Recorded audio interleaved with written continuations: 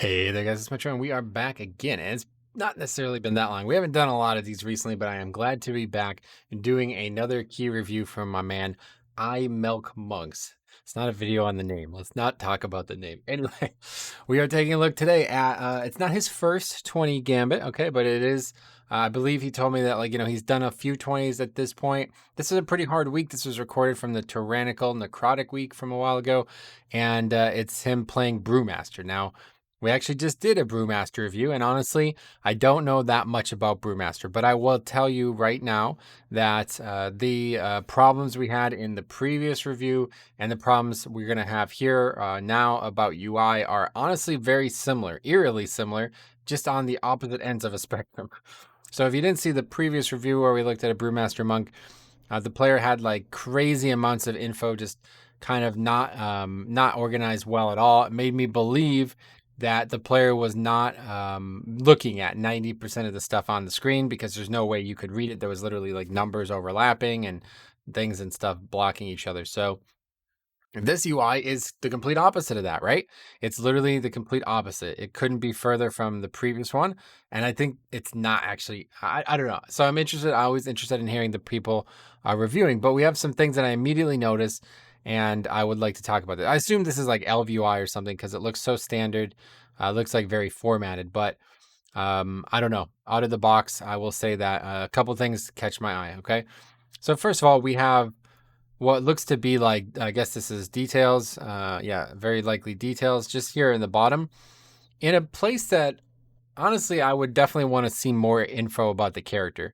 So for me, like, I feel like, details is great to have on the screen, but I don't ever really look at it. Like, I don't look at it while I'm fighting. Like, it's just, I mean, do you guys, I don't know. I feel like I'm not an outlier in that I'm not staring at details while I'm fighting. So right now, the way WoW works, man, I feel like the middle of the screen is absolutely blessed. Like it has to be it's so important to see there's so much stuff going on and to have it kind of marred up with stuff that you don't really need there.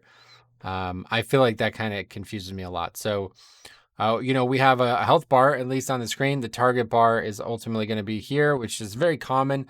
I feel like this started early days when people didn't have better options.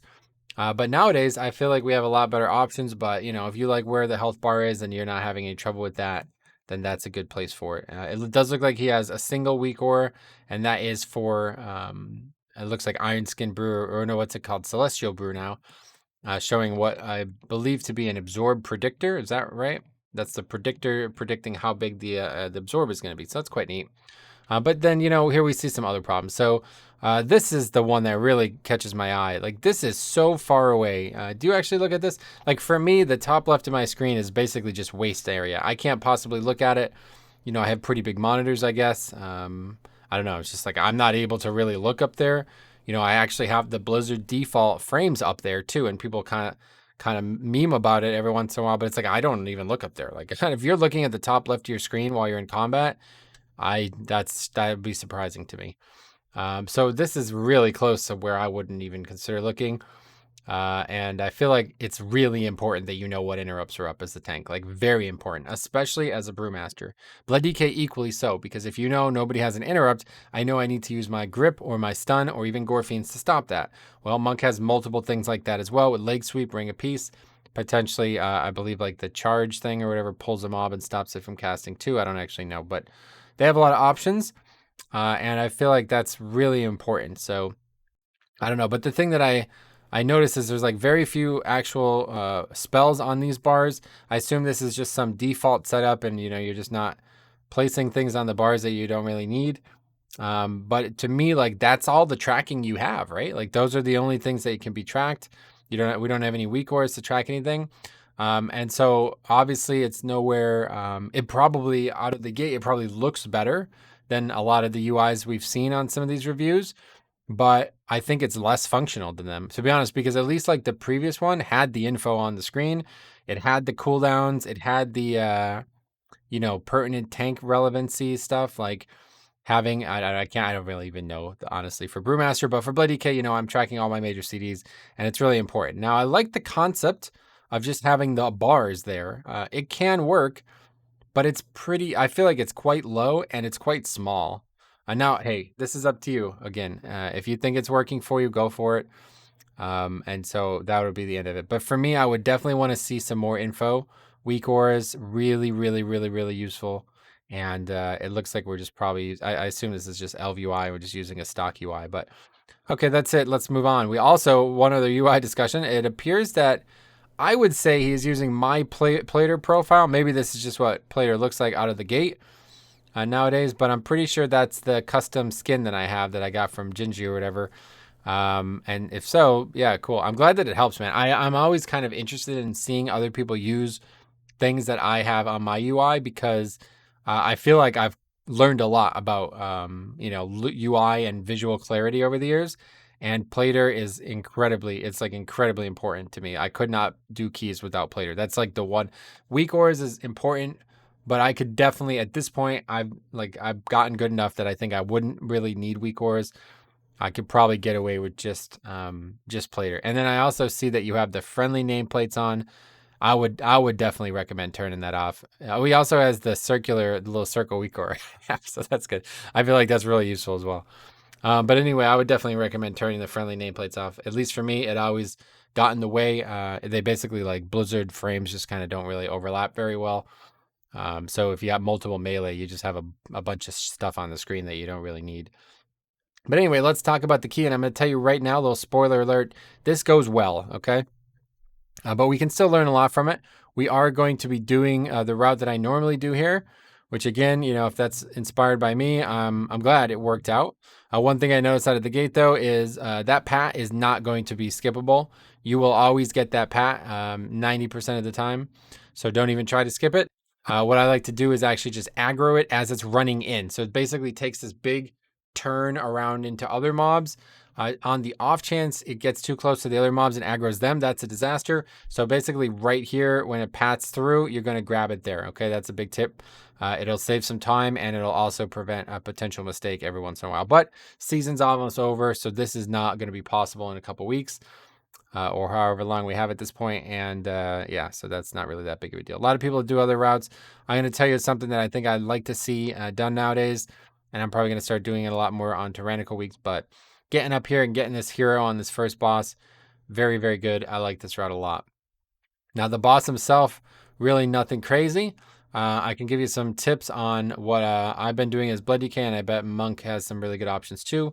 I have already watched this footage just because I wanted to make sure everything was I wanted to know what I was expecting this time, but again, I see a lot of monks. Now this is the second time we've done a monk review, and we don't. Touch of Death's on cooldown, I guess, but I don't know. You guys tell me. Do you, as Brewmaster monks, use Touch of Death to get the correct relic? I feel like I would do this every time, but maybe I'm not understanding the spell very well. To me, though, this is hilarious. This is why I like doing these reviews, because this warlock just dies straight up. This guy's doing 31k DPS, and he just dies to the beam. I mean, was he backpedaling? Like, do you see this? Watch this. This is hilarious to me. This is DPS in a nutshell, unfortunately, man. It's kind of sad. He's backpedaling. What are you doing? Look, he's literally backpedaling out of the mechanic. He's freaking backpedaling out of the mechanic. These are people doing a 20, by the way. The guy's doing 30k DPS for 15 seconds of the fight, and he backpedals out of a mechanic. What are you doing? Anyway, so this mechanic is definitely a lot easier. It's Blood DK, these ads. It's tough to get them both in. I don't really know what a good option is for the other tanks, but yeah, you do a good job. I noticed you throw a ring down. That probably helps a lot. And then we're using the weak ore that I assume this is the exact same one I'm using. So this is great. Maybe it's even better because it puts marks in chat. This is a nice one here. But yeah, pretty straightforward. You can, at least for me, I can build some resources off this guy in the meantime. I don't really know if Brewmaster has any need for that, but I see you just kind of jumping around. And at one point, I see him type /dance while we're waiting. So you can't effectively do damage to the boss, but yeah, there's certain things, at least for me, that I feel like you can still do even though he's immune. But anyway, that's it. This fight's obviously very straightforward. And let's see. Warlock's got the thing. He's not backpedaling this time. Still gets a tick of damage on it, but 2 ticks of damage, but he manages to survive. But these mobs are actually, you can actually paralyze these mobs. So that's what I was going to say. You do not have to kill these mobs. These mobs can just be paralyzed. The thing is, they will then need to die in the other phase, I believe. I'm not actually sure I've ever seen it executed perfectly, but I've seen people paralyze them and then they just stand there and they don't do anything. So I would definitely recommend this. As a tank that has the option to do it, you probably should do it. And especially for me, because one always ends up running to the healer. You see that one runs right to the healer there. And without two taunts, luckily for Bloody K, I have two taunts, and whenever that beam is going out, you definitely want to, yeah. So we stop it with Ring there. You could stop it, I believe, with Clash. I don't know how Clash works, to be honest. It's how it used to work. I know it's in the spell in the game again. I assume it will pull the mob and stop its casting, but maybe that doesn't work that way. But you got Ring, you got AoE stun, and you got Paralyzed for that. So, but that is it. This fight is obviously very straightforward, and other than that Warlock backpedaling, it's going to end up being, you're going to have done a good job here.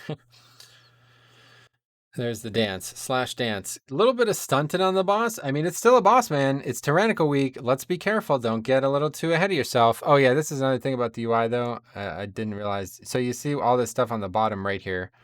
I mean, what is that? Loot slash trade? That's just a lot of, that's just probably where I would put my details at this point, What we want to do, especially as tanks, is we really want to have good information in the right spots, and I just don't feel like that's the right spot for some of this stuff. So up to you. That's my opinion, and you're welcome to do with it as you please. Also, those mobs out there casting, that's going to do a lot of damage, but nobody dies to it. Okay, so now at this point, I mean, I can't really use the footage to show you, but basically what I would recommend is going back. I can't actually remember if we got all 4. I think we did. I tried this a couple weeks ago because people said it would be a good idea, and they were right. You can go back and get multiple mobs here. Now, this week is a Tyrannical Week. It's being recorded, but this is also probably a good idea on Bolstering Week, to be honest, because the early portion of the dungeon is usually really efficient. We'll talk about that when we get there, back there. But it's really hard with bolstering because of how many mobs there are. So I would recommend doing this. It actually does save a few seconds of this RP as well. Basically, as soon as the boss ends, you go there, and all you're looking to do is add about 2 minutes to the dungeon at this split, and then you'll have Bloodlust up for this boss again. Now, here's going to be the first major moment that I really want to see a change from this gameplay, and I'm going to tell you right now that this is you're going to have some problems with what you're doing right now. Okay. One thing that you're going to have problems with here is this whole pulling one mob. Okay. You really do not want to do this. You do not want to fight a single mob and then wait and pull 2 more mobs in, because what it does is it gets a lot of jittery DPS really gun shy, or maybe the other way around at times even as well. It causes some bad decision making, okay? So unfortunately, we're in a situation here that can be solved very easily by just pulling all of these mobs. And this is probably the main reason to do it, okay? Because you have this mob down here, which you could actually skip, by the way. If you ring it to the right, you can just skip this mob. So it could be a very good idea. Even maybe paralyze it. I don't know how aggressive it's needed, but I've seen people do this where they just imprison this mob and run right by it. I'm sure it will work with Monk too. And then you can just grab those 5 mobs, I believe it is up there. But this is a pack that I would say has to be combined. It's just way too inefficient, especially with the 2 of them patrolling. And even though you do fine in this key and no issues, there's a lot of times when I'm making decisions that I believe are, my death over your DPS type decisions. But this is a very suboptimal way that this is being handled. And obviously everybody's CDs are going to be back up after that first boss, right? Like people are not going to be using 3-minute CDs with less than 20 seconds left on the fight, which is typically how long. Yeah, that fight was 3 minutes and 6 seconds, right? The boss. So that means everybody has their 3-minute CDs up right now. So something to keep in mind there. Not very good. And this is not really that hard to survive. It's quite hard as Blood DK because sometimes I just get hit so hard with the that I die. But I would imagine that is not the case for Brewmaster. I have heard that they are incredibly tanky right now. And I would love to have seen that in action. Let's put it that way. Especially considering you could interrupt and potentially stop a lot of these casts. I would love to see that. So let's be a little bit more aggressive, especially on a not fortified week. And again, with 2 casters, even necrotic won't be an issue. So yeah, I definitely want to see this combined here. That's interesting. The left part of details is interrupts. That's probably better than healing, to be honest. at times. Now you can mount up there, but of course we have Spiteful, so you're probably still in combat with Spiteful. I can't actually tell if we're in combat on this character. I don't see that on the screen, but obviously I'm sure you know. You would not know that, I think. And then so I've seen a lot of people. So this is interesting because this is how this goes is very strange. Oh, did we just touch a death that? Okay, so that's cool. I'm glad that we did that. Yeah, we did. We did. We touched a death that. So that's good because I really like that, man. People are going to get the wrong one here. You're going to get a haste one, which I do think people do. And I'm going to tell you a little bit about what I've learned and have been doing as well occasionally here. Basically, the second pack, I didn't even know this was possible, but the second pack is actually just all the way back against the water there. And it's going to run in here. And as you see this, yet again, backpedaling Warlock is going to aggro it, okay? Now, I assume you didn't want that to aggro, but I would definitely also recommend at least one of these. You basically make this area into 2 pulls instead of 3. You know what I mean by that? Combine at least one portion of this room, and then the other pack could be alone. This pack is the one that it seems ideal to be alone on because you can get the and it's on its own anyway at this point. You can't really combine anything with it right out of the gate. But I have seen people aggro. It's like over here. Okay, it's right behind the boss. And then you can pull that, and then you would get this pack alone as well, and then get the Vi for the boss. Okay, so this is a really good option, actually. I quite like this on a week that you're really worried about boss damage, and that would be basically any Tyrannical week. You can get Vi for the boss. Now, the problem is if you pull it like this, you cannot combine them. So I think personally, combining one of these packs into another is going to be more cost efficient, more time efficient, more DPS efficient than getting Vi for the boss. I really don't think Vi is very good. But I don't know. Maybe on Tyrannical week, it's totally worth it. So something to consider here. It doesn't change the route. I mean, it's not going to be any more dangerous. Probably actually easier to do it that way. But now you're turning this room into 3 pulls if you do it like that.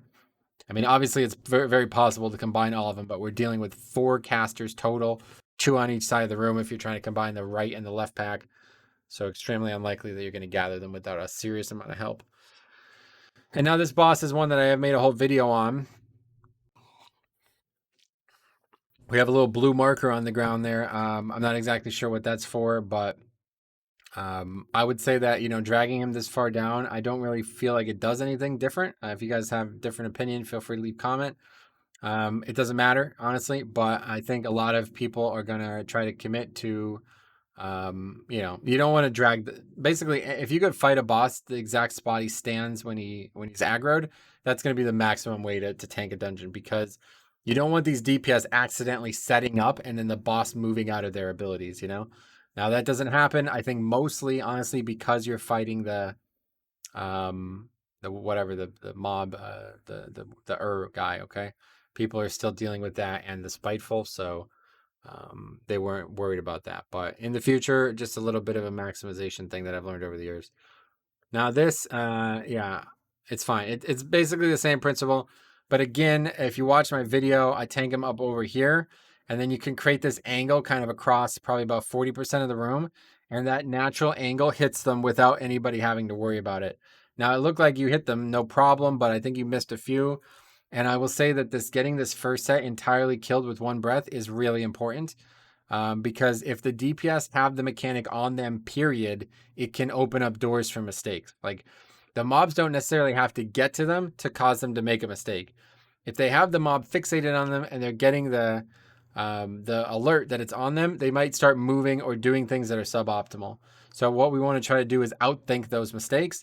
And I would say the way to do that is by tanking them at the furthest extreme angle, so they don't ever have to fight them. Like they don't even get on them. But I don't know how reality works in this because I've never done it as DPS. But now we're into the point where it gets really difficult, and without Gore Fiends, you don't have a lot of options. We use Ring, unfortunately, probably a bit frivolously. I'm not really sure if you would say that Ring was successful, because it was really, so I would definitely recommend not doing that kind of thing. Now I see why you're doing it, but as you see now, you put yourself in a position where, oh, that is dangerous. Oh my god, that is I didn't notice that the first time I watched, man. This wild movement with this boss, this is you're asking DPS to get hit by stuff. And I would say, honestly, it's better to not even hit the ads with the mechanic than to wildly swing the boss. Because again, man, these DPS, dude, I hate to keep bringing it up, but like they don't really know what's going on, you know? And it's understandable because they can't predict you. They don't, they're not in your head, you know? So you want to be as predictable as possible on an encounter like this. You want to give them the least amount of thought that they can have, which is not, you know what I'm saying? It's a lot of these people are not going to be able to, they're not going to surprise you, you know what I mean? So you don't want to give them the opportunity to do something dumb. And I do think with that wild, you did like a full 180 twice in like 30 seconds. Yeah, people are going to be, they're going to make some mistakes with that. Let's put it that way. Now we have, yeah, and you actually comment in the chat that you were apparently worried about dying there, perhaps. And that makes sense because you did almost touch. You got stunned there. And so what I like to do is blood DK. Now this is easy for me because I can AMS. Sometimes I'll get hit on purpose to get knocked back to that wall. And you can get knocked back by the breath. And if I AMS, it won't stun me, which apparently stops me from falling. So it just knocks me like 100 yards. And that is actually a really efficient way to get back. Obviously, as Brewmaster, you can just roll. But I would definitely be careful about wildly swinging and dragging the boss on an encounter like that, because that is a very complicated encounter just in a thought process way. Now here, I really would recommend combining again, okay? The problem with doing so, though, is there's a lot of casters. And you're going to see the real problem with not doing so, because it's going to happen here. These are always going to aggro, okay? Nobody, it's just not going to happen. I don't know if it's a DPS thing or what, but people are always going to actually... Oh, wait, does it not aggro? Oh, maybe I was looking at different... I don't know. I could have sworn that's aggro. Anyway, my bad. But yeah, I would definitely recommend pulling them. And a lot of times you try to not pull them, somebody aggroes them anyway. And especially with woe, or I'm sorry, especially with it's extremely likely that you're going to survive even if a death happens, as long as the is there, you know, and ready to back you up. Even if nobody interrupts one of the rifts or whatever, unstable rift, it can probably, especially on Tyrannical Week, you will not die to it. The problem is though, you know, with all these healers, it's going to be tough. You got to be ready for interrupts, and again, paralyze, ring of peace, leg sweep. And I guess we're counting Clash, even though I don't actually know it works as an interrupt. So you have a lot of options one way or the other, more than most tanks. And I think pretty much most tanks at this point have a lot of options here. And we see multiple casts going, and we do let a... Oh, and you're also High Mountain. So we have yet another stun. Okay. But yeah, so that's really good. Try to combine at least one of those two packs, because again, it gives us an opportunity to have good DPS maximized, and it also gives us an opportunity to not have this nonsense happen, or we're now combining packs by accident because people are in bad spots. I presume that you can touch a death this. I see it glowing, and it looks like you used it. Good. Okay, so that's cool. Those types of things, you know, are really why Brewmaster seems interesting to me, because every once in a while there's like low health but high danger things. You know, we see this on Musala's totems. A couple times there's like really, really, really good uses for Touch of Death, and it's such a unique spell. So, okay, so we are basically on to the last boss, and we see some good and some bad, so we'll count it out when we get there. But the, yeah, we put a blue marker down, so I'm really happy to see that. Finishing this up, nothing special here, okay? This, as you actually say, tanking boss on Marduk in phase 1, and that's good. I mean, yeah, you can tell these people obviously no reason not to, so get him over as fast as possible. We're going to use the speed taunt, presumably, to get that there. Another really good functionality for Monk. Moving mobs and bosses is really easy as Monk, and that's another really cool thing. Yeah, we get a nice little... oh, there we go. Okay, so maybe a little overkill. We already had... oh, that doesn't even work. Wait, what? Okay, so forget it. What I was about to say is completely invalidated. I said we stun them, and then we use Ring, and we also use Binding Shot. So I'm like, oh, that's overkill. You don't need all those things. Hey there, guys, it's Metro. And then he blinks away. He still goes away. He goes past the ring. So I guess this doesn't even work. I don't know. Maybe it works if you have the ring closer or something. I don't really know. But he basically blinked through it. And unfortunately, without Death Grip, it's kind of a pain. The mob's actually rooted out there, which is actually ridiculous. I don't even know what that was. But regardless, you're doing it well. I really like seeing this. I'd say that this is absolutely crucial. This fight is so much easier. Phase 1 is now 0. I mean, you really, if you die in phase 1, people just don't know what's going on, basically. This makes it so much easier because the ads can die so much quicker.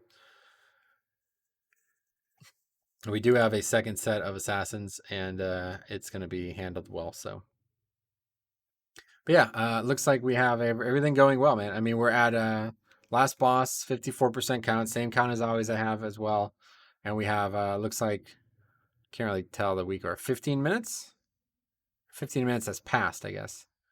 So we have 14 minutes. Yeah, I see it on the right now. 14, 13, 56 left. So obviously we're in really good shape here. But I'm going to say that some things go not necessarily poorly. Again, you do fine here.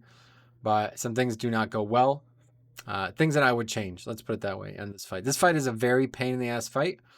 Honestly, it's probably hardest on Grievous, but you're going to see a couple errors that you as a tank could help to mitigate, okay? And it's just going to be about positioning. So we have the boss in the dead center. Now, honestly, I feel like most people don't do this, so I'm wondering if you have a reason. Very possible to me, of course. And this is why, and you actually see, look at this. So you actually see the Azralon Death Knight telling you to move, okay?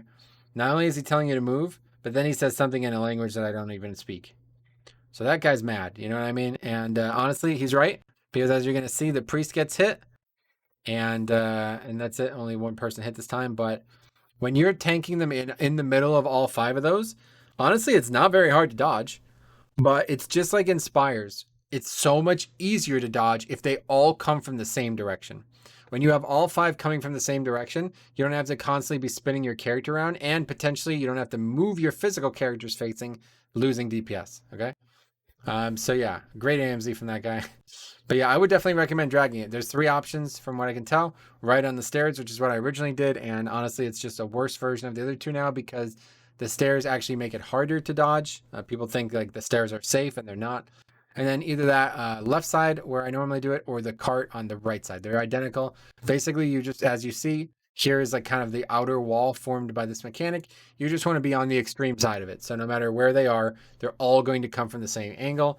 And frankly, people will dodge them by accident. But this Warlock standing in the dead center, yeah, this is dangerous. And I'm surprised. Does he actually not get hit in this one? He gets hit later in the fight, if I remember. And it's very likely that somebody gets hit. It's way more likely that somebody gets hit there. So, you know, you could look at that as, you know, well, they need to do the mechanic thing, right? And that's, of course, true. But it's one of those things that you as a tank, it's really not any extra effort to drag them. And it would make everybody's life a lot easier. So, and it also helps with these mechanics. When you have the boss over in the corner, they're more clumped up, you know? So I would definitely recommend doing that. And also, if you start doing it, do it as fast as possible. Again, monk taunt, the boss speed taunt, get him over to the corner because you don't want people to accidentally think you're standing in the middle and then they'll drop CDs kind of like that hunter did. But as we kind of now in between the 2 strats and now we're moving them. So I'm not really sure what's going on there. But as you see, Warlock's about to get painted. That dude's literally standing directly on top of one. So hard to even blame you at that point for this, but we could have made this guy who backpedaled out of a mechanic and stood in directly in the center of the another one. We could have made his life a lot easier. But that is actually the only... That guy doesn't even die there, so that is actually the first death of the key. So we are smashing this. Honestly, when people submit keys, I know it's probably like... I think maybe most people would think like, oh, I'm going to submit the best possible key I can to them. But frankly... I don't know if you did this on purpose or not, but frankly, I would submit the worst possible key you can to me because I can help you a lot more if I see mistakes happening. Right now, there's no mistakes. We're destroying this key. Like, you're literally destroying this key. We have 11 minutes left, and we haven't even started the trash, but that's a lot of time. Usually, you only need about 10 minutes at the worst. Usually, about 7 minutes is enough on especially not fortified weeks.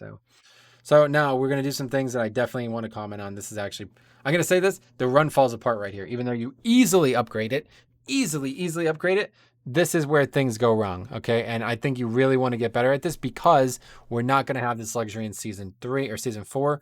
We will not be able to do this route anymore. Very, very, very likely. So what we're going to, first of all, we're waiting on the Warlock who died for no reason. I wouldn't do that if I were you. But we're moving on. And you see actually the hunter thinks that it's happening as well. What we want to start here with is, again, just like after the first boss, everybody's CDs are going to be up. So we want to make the most efficient pull we can here. And what we do here is, well, quite the opposite. Let's put it that way. You're going to pull 2 packs with the healers, okay? The fish, whatever they're, I don't remember the name. It's not the Fishmancer. It's the Scalebinder, I believe. One of them does the heal. I just added it as an exception to Plater so you can see. but we've aggroed a pack now, a very big pack with 2 of them. And it does look like we get the stuns properly, but this is a very inefficient way to start this area, okay? Because to your left, you have a pack without one, a patrol that you did also aggro, and then that one single one in the pack that we end up aggroing as well.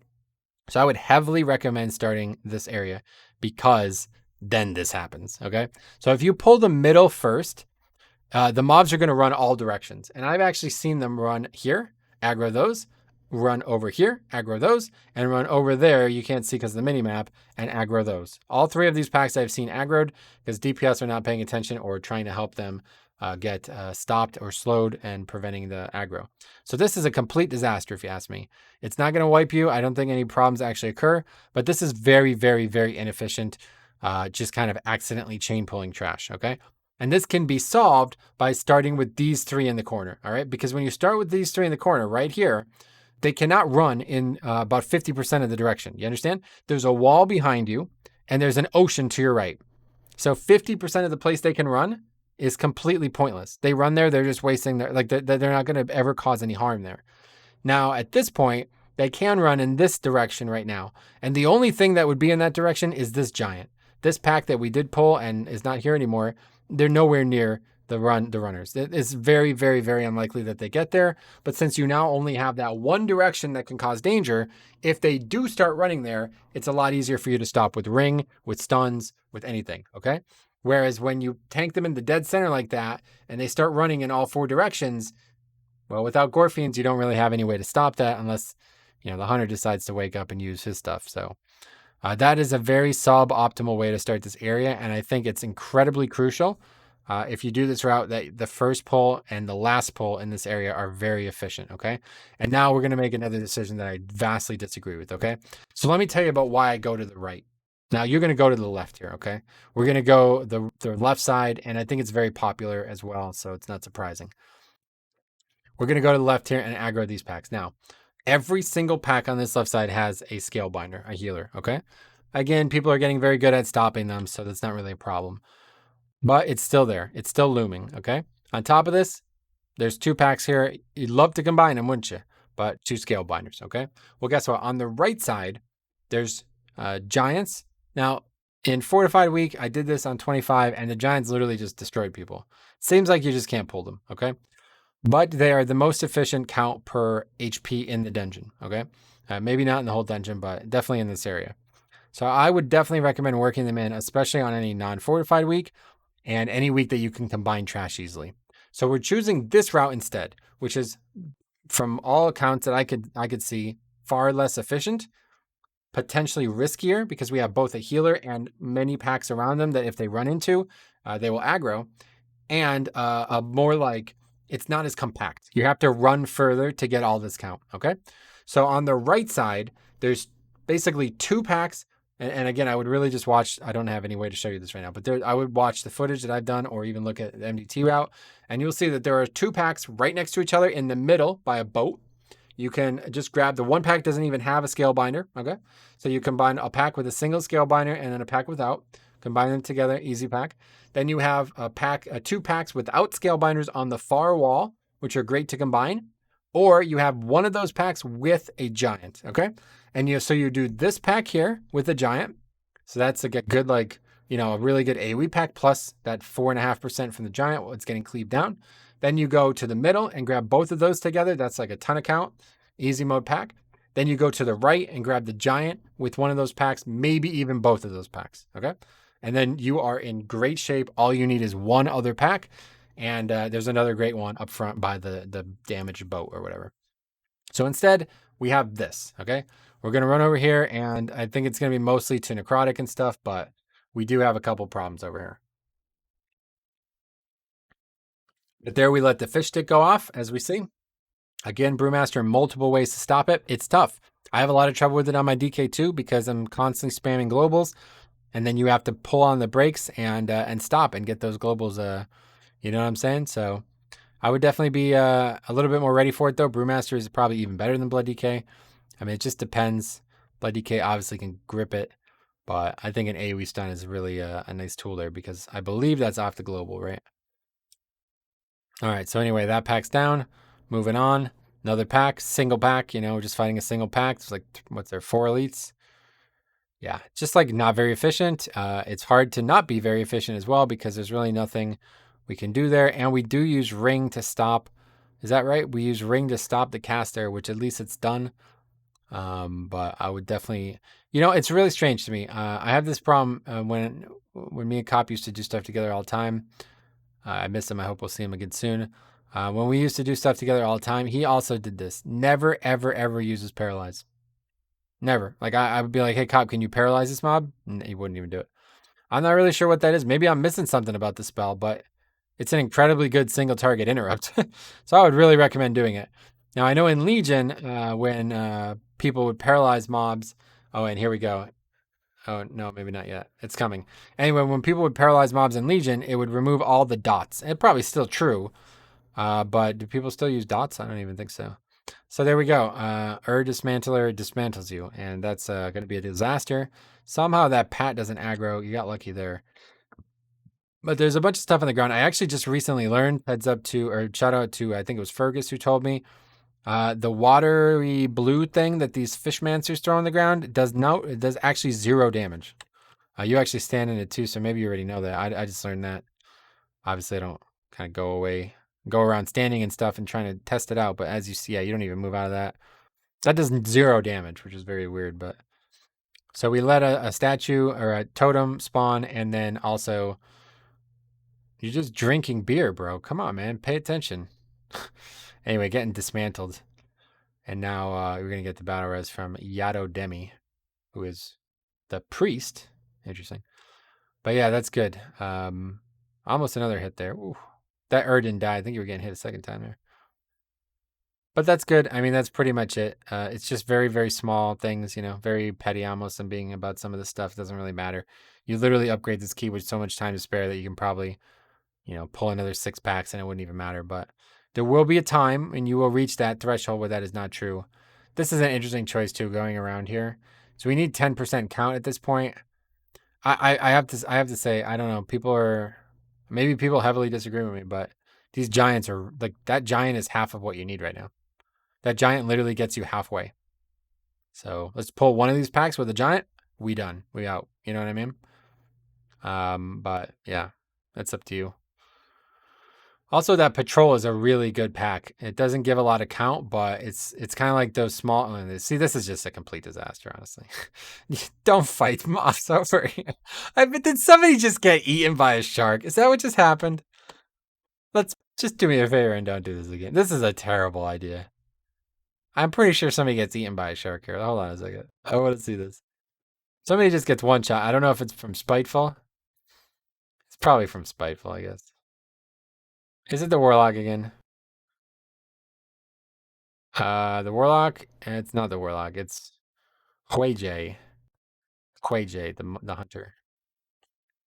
He is on the inside of the room, so I don't think he gets eaten by a shark. He probably just gets killed by a Spiteful, but it's just a really bad place to tank. You really don't want to tank mobs, especially with Spiteful, in this really close quartered area. This is just disaster.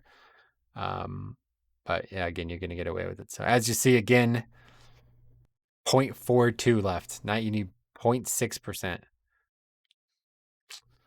So it's like there's better ways to route this out, better ways to approach this. We got 3 giants in tow that can literally give you about 15% total. I would think about it. 20, certainly, even fortified, not dangerous. The first time I ever saw it really be dangerous was this week, 25 fortified. I did it on 20, and see now we pull another pack with a Fishmancer, so another totem, right? Anyway, I pulled the same key. We did 24. No issues whatsoever with the giant. Well, it was a little dangerous, but it was fine. And then 25 actually started one-shotting people, so you got a lot of wiggle room. But anyway, I hope this helps, man. Honestly, this is you're in really good shape, man. You really are. I'd love to hear what you think has held you back. I think a lot, like Geg especially, was the same way. He just doesn't have a lot of time, even though he does have time to play at work. He doesn't have a lot of time, and I felt like that was what was holding him back. For you, I'm not really sure what it would be because, we're like we're way above average right now. We got everything going pretty good. You know, the route was pretty good. Looks like your overall damage, and I can't see your healing, but let's see the actual overall DPS. Things were pretty. They were 7 out of 10. You know what I mean? Let's put it that way. You did more than enough to get by. If you want to keep going, might need to do a little bit more, and it's just going to come down to maybe making a small adjustment. If you want the script for Plater that will make the Fishmancers a different color. I really like that. It makes it very easy to see which packs have them and which packs don't, so you can quickly target them among the huge slew of mobs. And is this real? Should this guy interrupt 0 times? This is overall interrupts? Wait, did you lose to a DPS? There's not really that many interrupts in the dungeon, so I'll give you the pass, but tank lost to a DPS and interrupts. Well, I'm glad I paused it because that is another big issue, guys. If that is actually overall interrupts, I think it might not be. Is that really overall? That yeah, I guess it is because now there's 0 interrupts and then it goes to 14 and the monk loses to the Death Knight DPS. Yo, as the tank, you should always be #1 interrupt because you are interrupting things that nobody else cares about, right? You should just be interrupting on cooldown, especially now with the The gives you a free interrupt. Every time it dies, that's 1 free interrupt. You know that, right? Interrupt, it'll be back up before the is over. Free interrupt. That's 50% of the duration of the interrupt gone. So you get a free interrupt every time you fight an That's just damage reduction. At worst, you're reducing your own damage. At best, you're maybe reducing the damage on somebody who might die from something. So definitely want to see more than 9 interrupts in a dungeon. Definitely want to see these Destro Warlocks play whatever the hell they were playing last expansion. Stop being flavor of the month noobs. But other than that, great key, man. Like I said, 7 out of 10. Everything went great. UI's in solid shape. We can just do a little bit better with that. Got a lot of wasted space. A lot of things aren't really being tracked that I would want to see tracked. Help you out a lot of things. So thank you for watching. Love to hear some comments. Make sure you guys help them out as well. We'll see you guys soon.